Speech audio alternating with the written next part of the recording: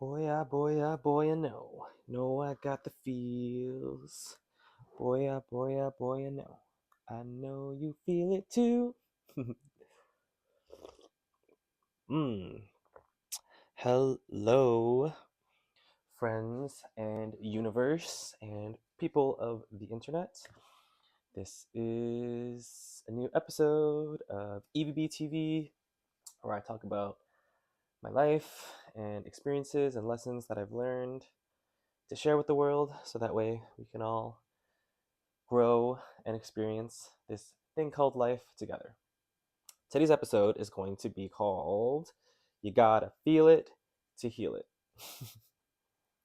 I have a little bit of an outline on my iPad here, so that way I stay on track like last time, and that way I can not ramble and go on tangents too much, but just enough so that way I can still be authentic and not have too strict of a script, but I still want to be able to express myself and stay in the theme of the video.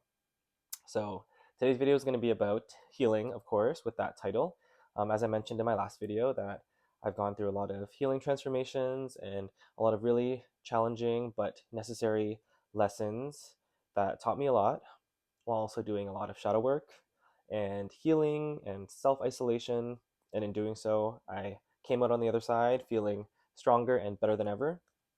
I think one of the amazing realizations and lessons that I've heard from tarot readers that I listen to, as well as a lot of other spiritual signs, is that transformation truly is it's like becoming a butterfly, and butterflies are one of my most tattooed things. I've got one here and one here, and then I've got like a butterfly on my chest. So I'm all about butterflies, and they're a huge symbol for me.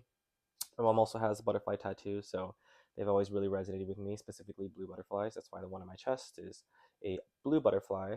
It's actually a geandromorph butterfly, I think it's called, which is means it's half female, half male, which actually happens in real life, where the butterfly is literally split in the center, and one wing and one antenna even is male and one is female. So I've really been about embodying both my masculine and feminine energy because we all have both within us, but due to your life experiences, your upbringing, and societal pressures, you typically resonate more with one, but you will find so much more balance within yourself and in the way that you carry yourself and see the world when you balance the other side that hasn't been able to shine or you haven't been tapped into as much.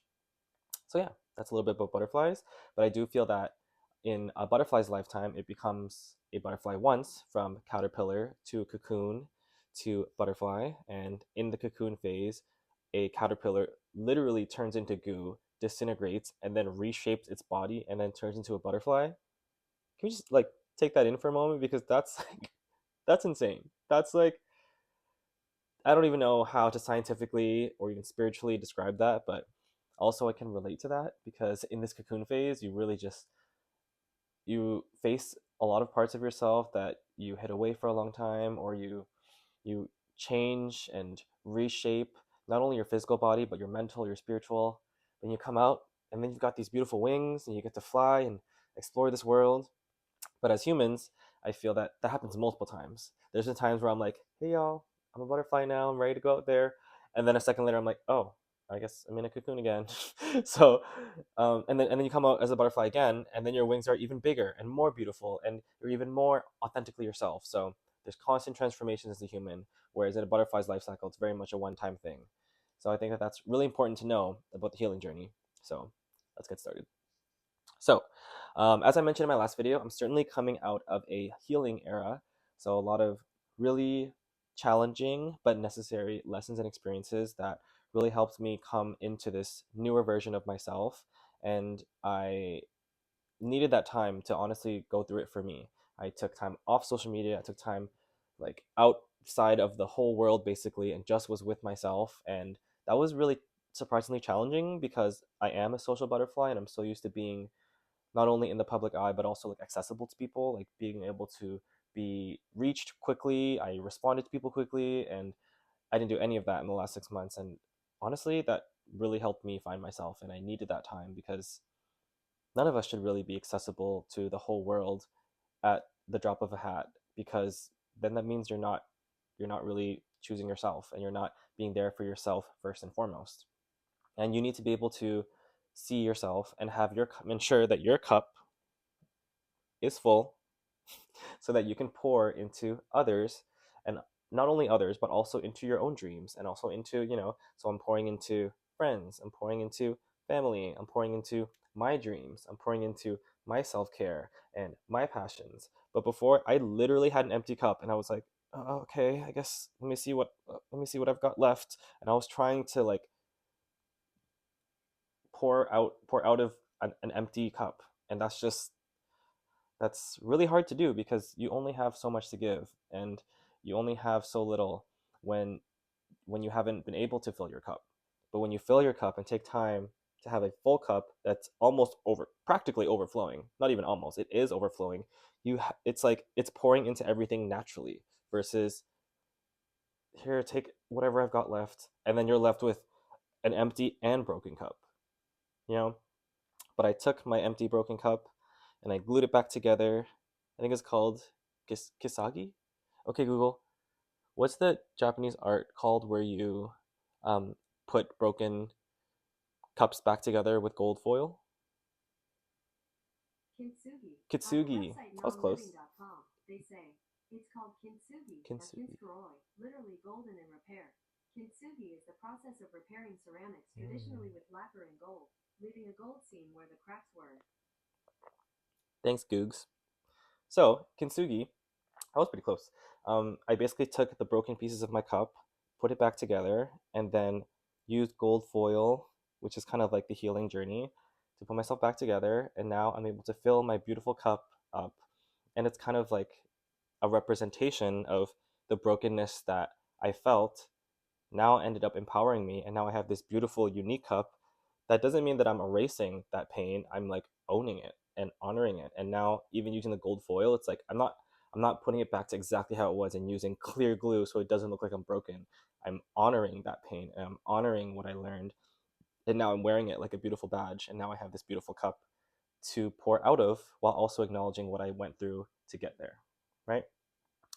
So yeah, I'm coming out of a healing era, and that's why I feel like this video is important, because many of us are healing. We're healing from the pandemic, which I feel like we're all still processing how much of a fever dream that was, in a literal way of fever, but also like how our whole world was shaken upside down. And it's comforting because that wasn't the whole time that we were all experiencing the pandemic. It was like so jarring and so unpredictable, but at the same time, it wasn't an individual thing. Like, we as an entire planet were going through it collectively. So as hard as it was, like, we weren't really alone. Even though we were all alone, we were finding ways to connect with video calling, and so many ways to connect in new ways with family. And I started to FaceTime more, and we did what we have to do to survive and to stay connected.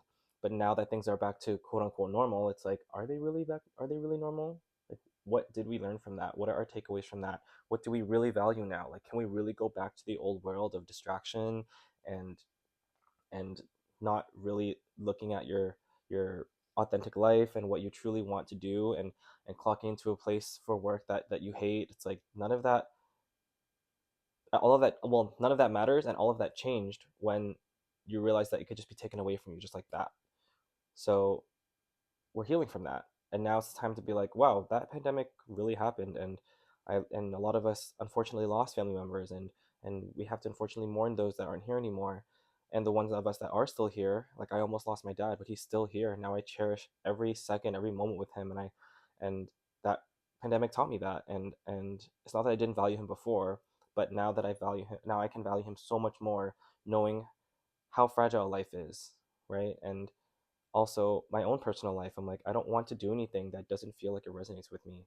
I don't want to do anything that doesn't feel like it's for my higher good, because why would I do that?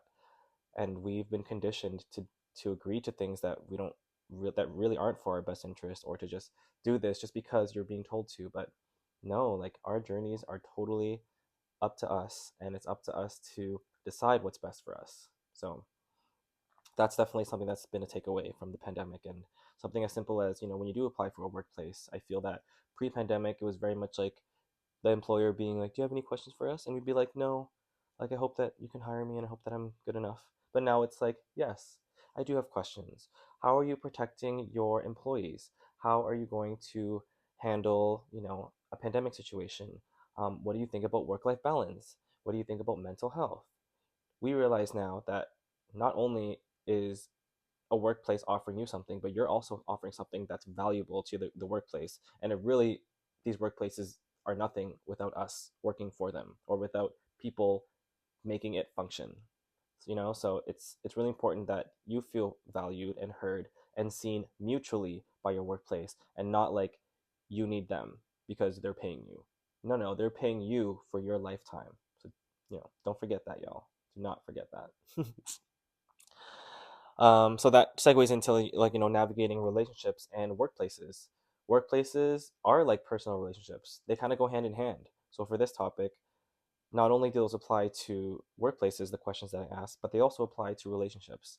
Is this relationship fulfilling me? Is this relationship one where I feel safe? Do I feel like I could be my authentic self? Do I feel like I can be seen, heard, and felt and cared about? And is that mutual? That applies to both workplaces and relationships, whether that be romantic or platonic. Friendships, that all applies. I think a lot of us ended up staying somewhere or staying in a relationship or staying in friendships because it's like, well, it's all that I know, and I'm just gonna wait until for something better to come along. As much as that can work, and it can work for your whole life, it's like such a passive way to live because you're not choosing what's best for you. You're just settling for what you're getting because it's good enough. But you're so much more than good enough. You deserve the best of the best, and you deserve to feel all the things that you desire, and you deserve to feel reciprocation. You deserve to feel validated and heard and seen, as does the other people that you're involved with. So it should be both ways, and everyone should feel present and like they're choosing each other, because that way you don't build resentment. You don't build, well, let me just lessen my needs. Let me just accept this because, like, you truly deserve the best of the best, and you have to be the one to decide that for yourself. And we are now going into, oh yeah, so under coming out of a healing era, you also want to revisit past versions of yourself. So now that I'm coming out of this healing era, the past versions of myself, I can look back on them and I can see, not only in a physical way, like I literally had long hair up to here, and I looked so different, and it's kind of cool looking back on your past selves because you see different versions of you, and where you are at mentally, physically, environmentally, and you can reflect on that now.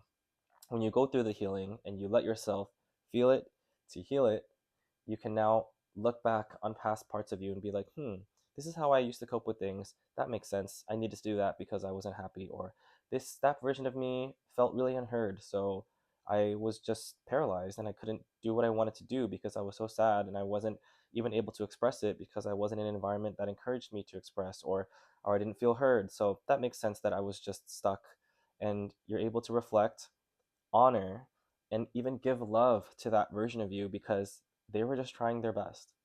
They were doing what they needed to do to survive, to make it to the next day, and they deserved love. And you can still give that to them now with your healed version of yourself.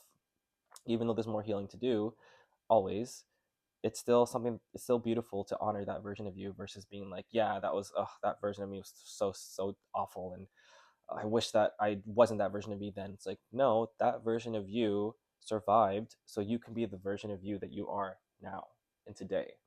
So give that version of you love and honor them and be like, thank you so much for getting through that for me. And I understand that you had to cope the way that you did because that's literally what you had the capacity for. So honoring that version of you, and not only just the previous past version of you in the last era, but every other era before you, because they are all little pieces, puzzle pieces of who you are and where you are now. And without them, you'd be missing a little part of you. So why not honor them and give them love and be like, thanks, past Eric. You really did that. And look at us now. and, and it's a beautiful thing to do. And it's very validating and comforting. And I love that it's within yourself. And it's not anyone else that could possibly tell you that in a way that's just as effective as you telling that to your own self. And We can all practice that. All right. So, and in doing so, that is a great segue to go to shadow work. So, shadow work is something that's said a lot in spirituality, and yes, you may hear it in astrology even, and it's something that many are aware of, or maybe not too aware of, because it's tossed around a lot. But the base of shadow work is understanding and embracing the parts of yourself that you've hidden or rejected. It's really important to do in your healing journey. Um, Healing and shadow work kind of goes hand in hand. Maybe healing is the more well-known term of shadow work, or maybe they're two separate things. I feel like they kind of just go hand in hand. You know, you do shadow work, which results in your healing. It's important to do because the versions of yourself that are hidden or rejected, it can be really challenging to face those because you know you hid them and rejected them for a reason, or others rejected them, which made you hide them even more. But by facing your shadows, in the same way that I said, acknowledging your past versions of yourself, it also allows you to give yourself love, to give that shadow, to bring light to that shadow. And in the terms of duality, like yin and yang, you can't have light without shadow. You can't experience all the highs of life without experiencing the lowest of lows, you know? And when you do the shadow work, you end up finding like gold, you know, in your darkest of darkness. That's where you find, you know, a little piece of that broken cup that was missing. You're like, oh, wait, my cup has had this hole and all the water keeps leaking out of it. But in my shadows, I found the last piece of my cup, and you're like, boop. And then now you're able to fill your cup. And, you know, at some point, maybe it was easier to just hide it or reject it because you didn't have the capacity to truly process like that dark shadow from your past, or a trauma that happened to you, or something that you regret that you did. But when you go back and you go deep and into the shadows, you face it, you acknowledge it, and you give it love, you're able to move past it and release it, which is beautiful. But if you keep it down there, hidden and rejected, it's just going to fester, or it's going to become something bigger later on. I heard this quote before that was like, the things that you repress today will come out in later days in uglier ways, which is pretty true. A lot of us have had really hard, traumatic pasts, and it's easier just to go to vices like, I'm gonna smoke weed, I'm gonna drink a bunch of alcohol, I'm gonna overeat, I'm just gonna distract myself so I don't have to face it. But when that wears off, you're gonna have to face it at some point, you know? And even though it seems like a quick solution, the true solution to your heart and soul is to face that shadow. And although it's really, really hard at first, and I know how that can feel, it ends up being the most healing and validating and beautiful thing that you could ever do for yourself. And you deserve that.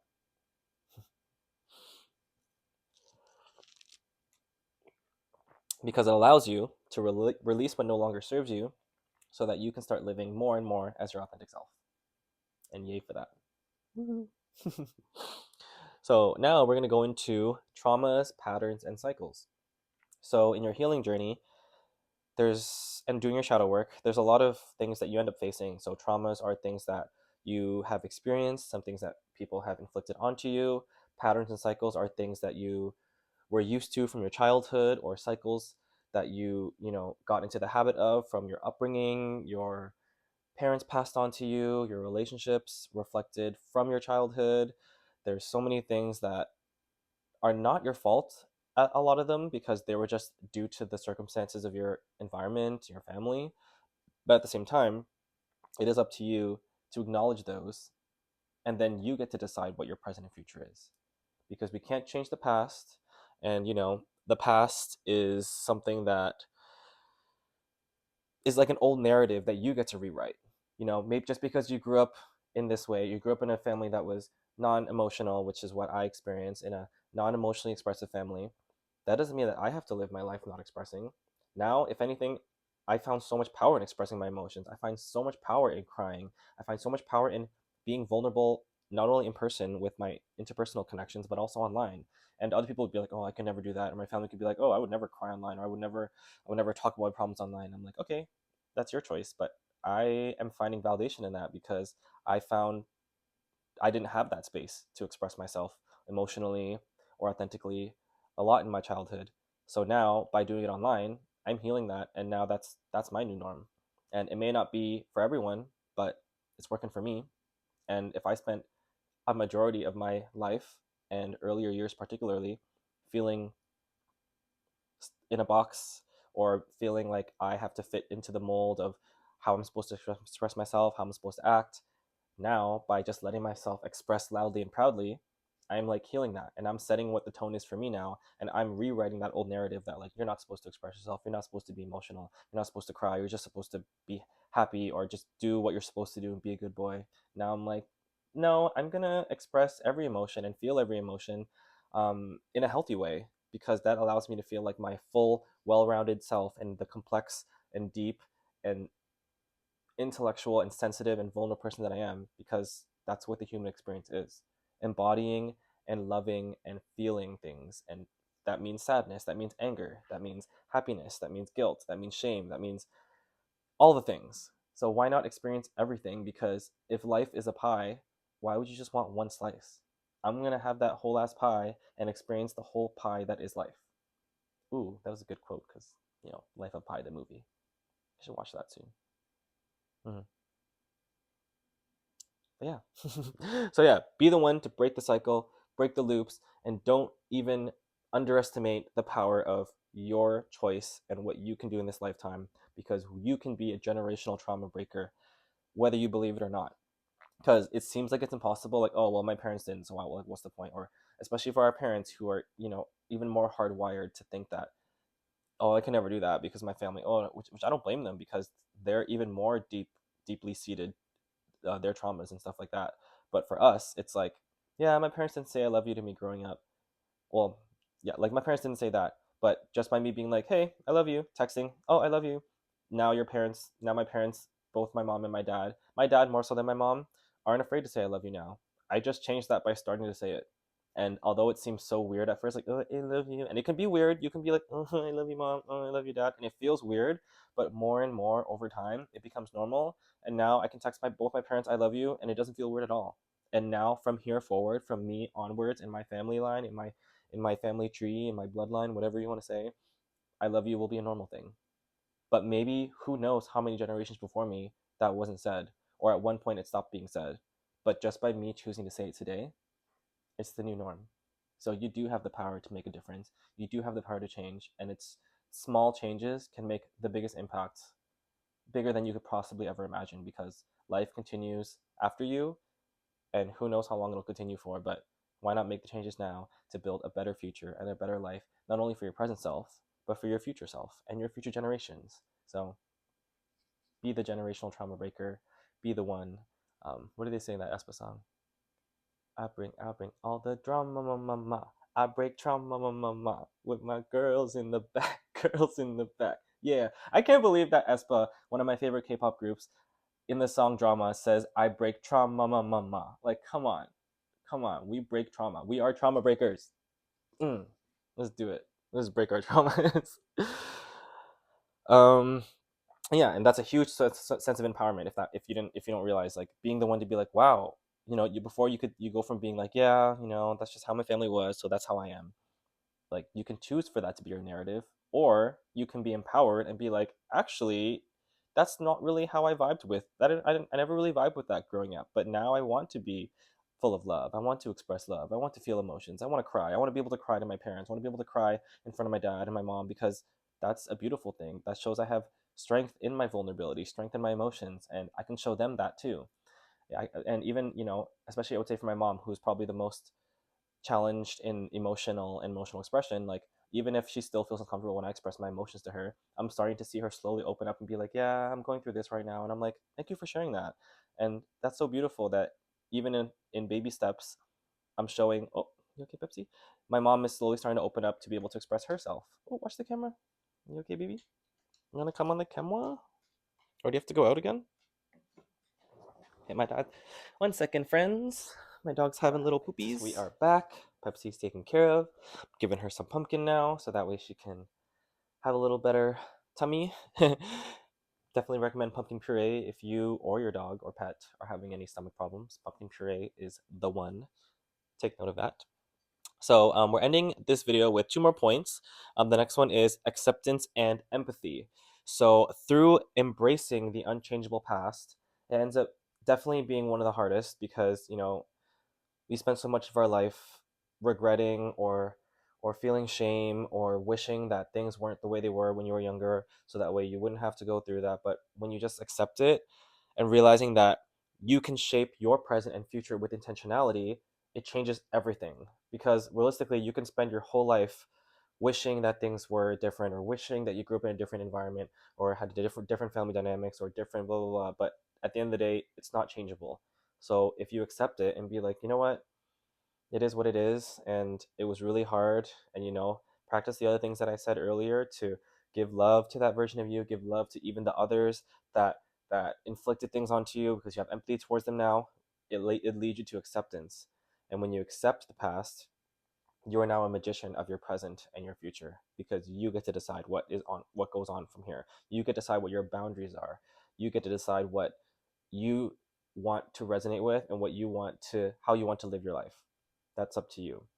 And then in having acceptance, you'll also have empathy, because you will look into the past and be like, yeah, or not even the past, even today, like the past and today, you're able to have empathy to be like, oh, I see my parents weren't able to give me love because they didn't receive that kind of love. And you're able to say, oh well, I can see that. Did I already say this? Oh, I'm confused. Oh, no, no, I didn't. Okay, sorry. I had to film a few different versions of this video because helping Pepsi, I came back and filmed and the camera wasn't filming, so I don't remember what I said and haven't said. But yeah, we're going into empathy. And then with empathy, you can empathize for those that have even hurt you, because you're able to see that, oh, you're not able to see the love that I'm giving because you were never given that kind of love, or that person was projecting onto me because they haven't healed that in their journey yet. So they're not even able to see what I'm trying to express to them because they themselves haven't worked through that yet.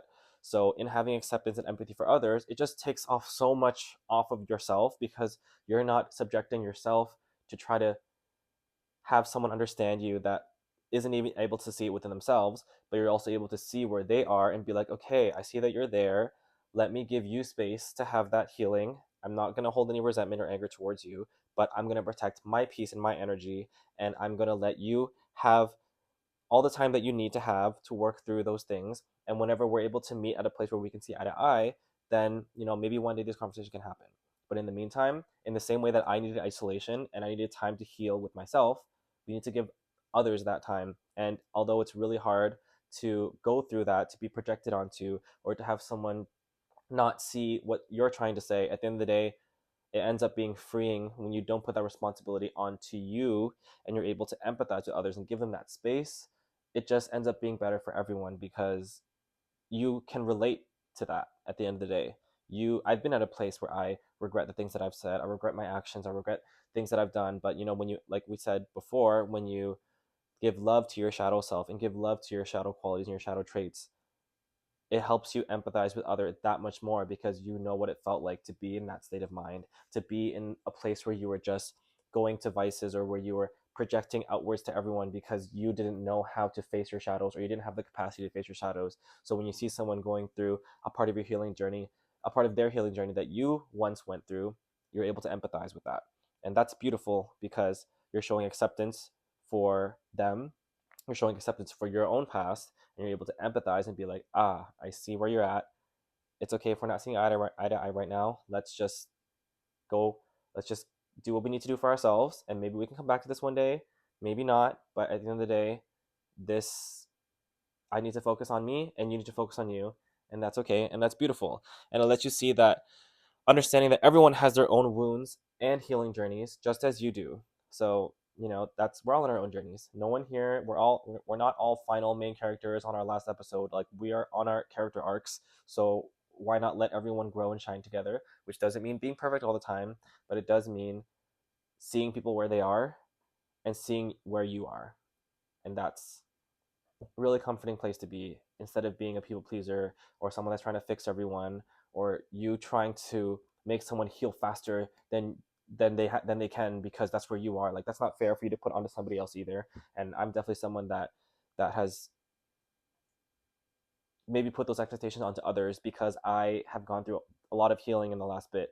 But if someone else hasn't done that yet, then it's not fair for me to want somebody to, or expect somebody to see the world the way that I'm seeing it, or to face their shadows in the same way that I did, because that's not fair for me to project my own healing journey, even in a positive way, onto somebody else when they're not there yet. They have to be doing it at their own pace in the same way that you are doing it at your own pace.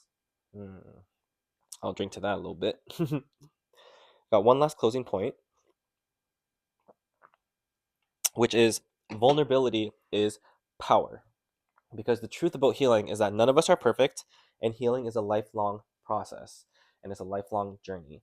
You don't wake up one day and you're like, all right, I'm fully healed now, my life is going to be great for the rest of my life.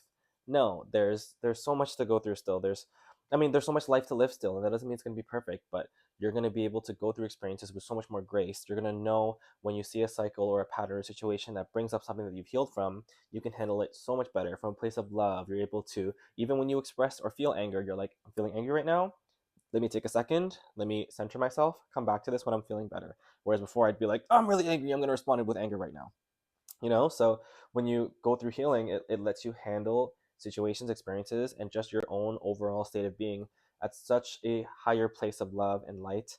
And that's beautiful. And vulnerability is something that should be celebrated because it's empowering, because being vulnerable is being human. It is not celebrated these days to be vulnerable. It's like, oh, people are disgusted by seeing somebody cry, by seeing someone show their low moments. Like, oh, you're bringing negativity onto the internet, into the world. I'm like, well, isn't it happening anyways? So instead of being fake and only showing when you're happy and only showing a perfectly polished life, I would rather be in the world of social media and the real world where I'm my authentic real self on both.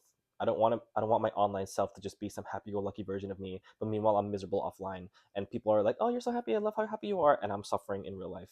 Like, no, I'd rather be an authentic expressor and be someone that isn't afraid to cry on front of camera, and that isn't afraid to show my lows, because that means I'm also able to celebrate my highs in an authentic way versus just pretending, or just putting other people down for showing their low moments or being sad. I'm like, no, that's a beautiful and empowering thing, because that means that they are true to themselves, and that means that they are not scared to show the multifaceted being that they are with all of their emotions, because that is so much more real to me than like, wow, this person has such a beautiful perfect life, I wish I had that. Like, I so much more am empowered and resonate with someone that isn't afraid to be the person that they are in all of their highs and lows, because that's what we all are at the end of the day. And if anyone is just perfectly presenting themselves online, like, it's kind of like, we know that that's not the truth. And there's nothing wrong about someone that chooses to only show their highs, because that's their own choice. But I'm just saying that vulnerability is a power, and by showing your vulnerability, showing your sensitivity, showing your emotions, showing everything that you feel empowers you, it will inspire others to do the same.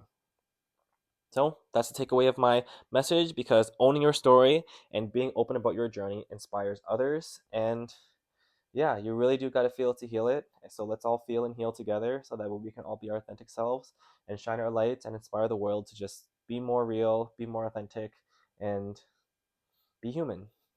And I'll close off with that. Thanks for watching this episode. I'll see you next time.